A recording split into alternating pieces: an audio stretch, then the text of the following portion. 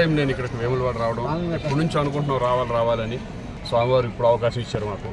కొండగట్టుకి చాలాసార్లు వచ్చాను, బట్ వేములవాడ రావడం ఫస్ట్ టైము.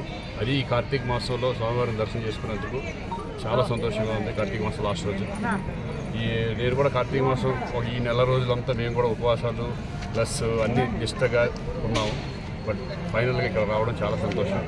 ఇక్కడ పీపుల్ కానీ ఇక్కడ కానీ మమ్మల్ని రిసీవ్ చేసుకున్నారు. ఇక్కడ టెంపుల్ సిబ్బంది అందరికీ కూడా థ్యాంక్స్ చెప్పుకుంటున్నాను.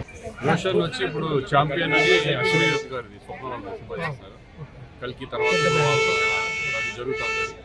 ఈ నుంచి కాకుండా కంటిన్యూగా ఉంటాయి.